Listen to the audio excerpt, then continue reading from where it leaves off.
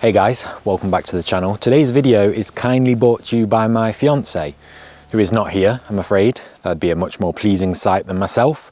But without knowing it, up until the other day when I told her, she inspired today's topic while I run around like crazy as always and try and get some good photos.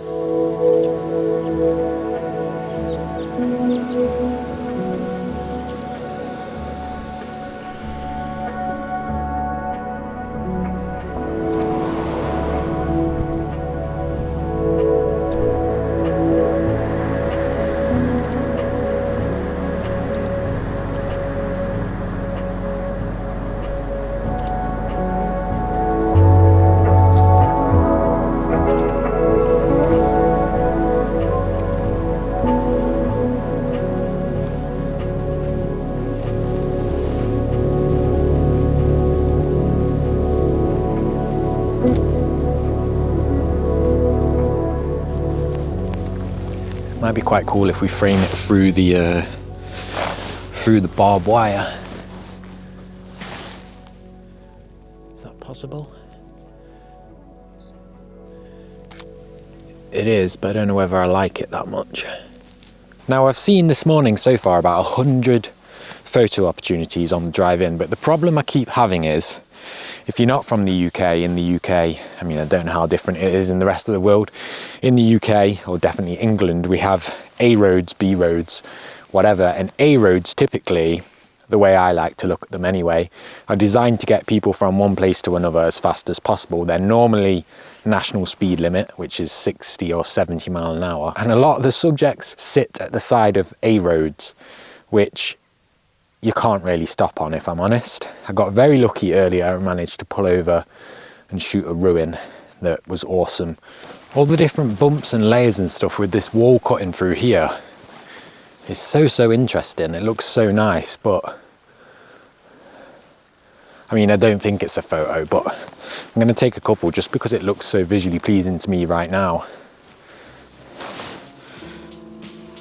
Even that there with the gate.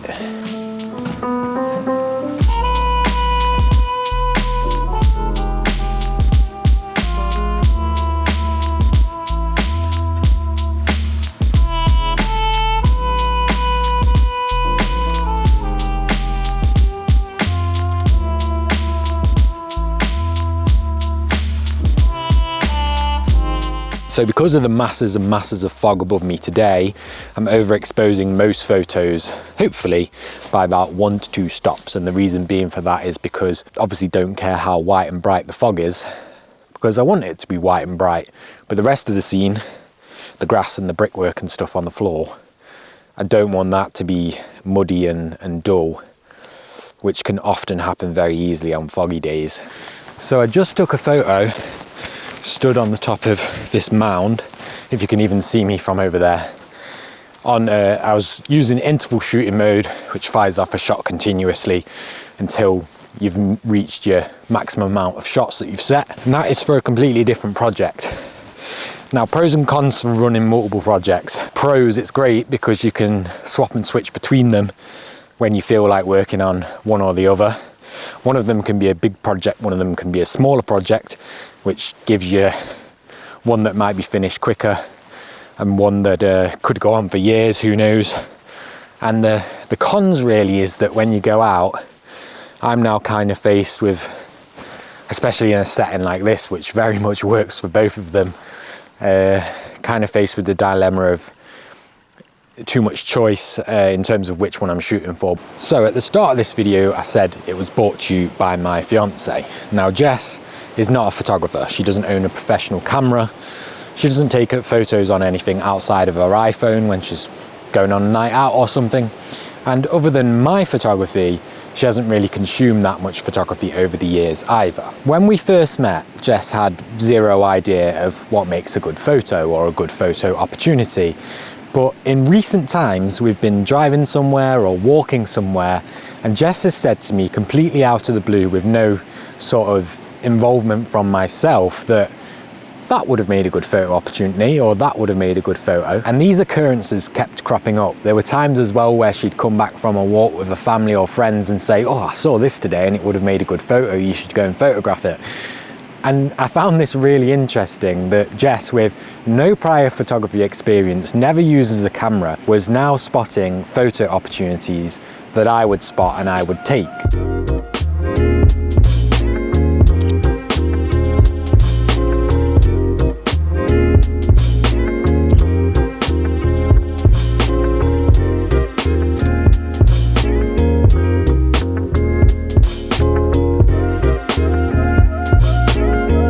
What are you guys doing in there?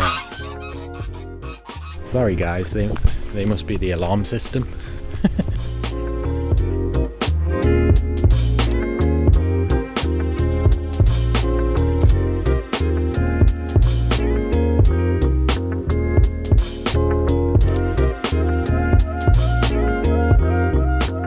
So why do I think this is worth mentioning in a video, other than the fact that it's kind of cool and also kind of cute? Well, Jess's photo spotting moments show us that even when we're not realizing, completely subconsciously, we are picking up and learning. Jess wasn't or isn't actively trying to learn photography or even really pick up on what it is that I particularly do, but just by being around it, being immersed in it, and from time to time observing it in front of her, and of course she watches my videos as well, shout out Jess, #1 viewer.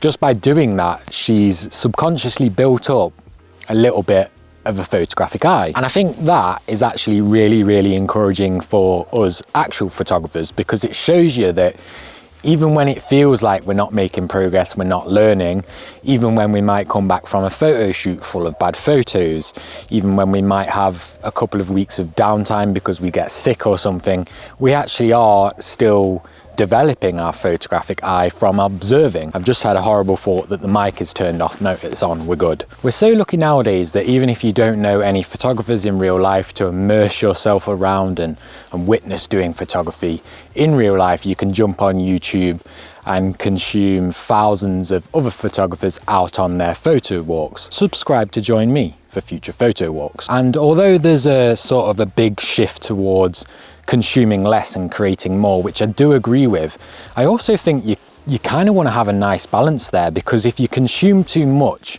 you're likely to then just be a bit tunnel visioned and create in line with the people that you enjoy consuming. If you only looked at one or two photographers' work, it's very likely you would kind of mimic and create like they do. And on the flip side of that, if you didn't consume anything whatsoever, you might fail to pick up on little nuances and the way people think and people's mind states when they're out shooting that might really speak to you and help drive your photography forward. Which brings me back to Jess. If Jess was to randomly decide to start doing photography, I think it's very likely that she'd go out and take photos like I do, which is absolutely fine, but there's a high possibility that isn't what would speak to her and she'd really enjoy.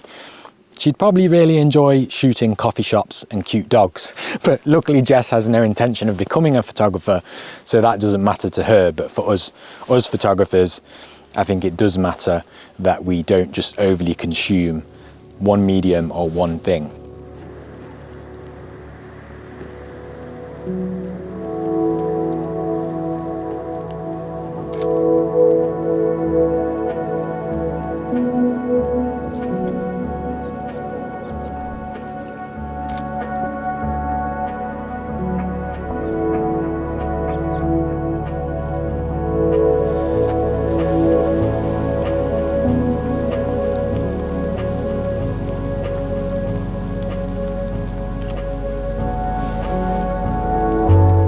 I cannot put into words how happy I am that this one still exists. And I think as well the track just really, really makes this, because you could pop that maybe in the middle of a hill somewhere and it would blend in a bit too much. But with this track, the wall, snow-capped hills in the background that you can't really see because of the fog anyway, this is it right here. This is it. We've got a big puddle there as well, which I think might really quite add to the shot.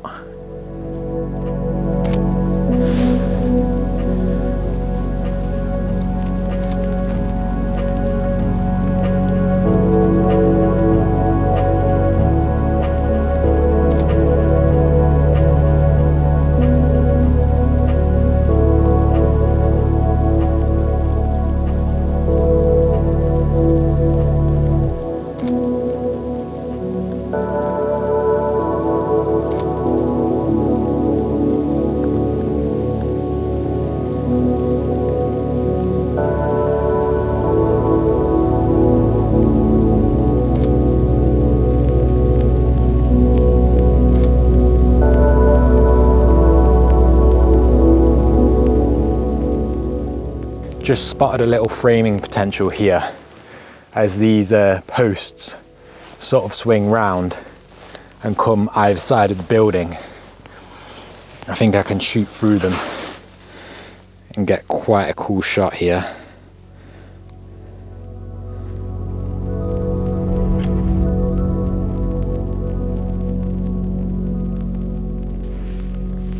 Right, I'm trying to stay close to the camera because the microphone's just died. So this segment is from the onboard mic on the camera. No idea what that sounds like. It's actually the first time this has ever died while I've been out.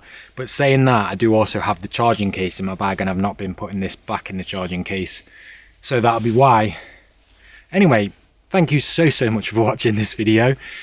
I can't put into words how much I appreciate you guys that tune in, leave comments, leave likes, give feedback. My glasses are steaming up. Time to go home, get a hot drink and chill out and edit some photos. So thank you. I'll see you in the next one.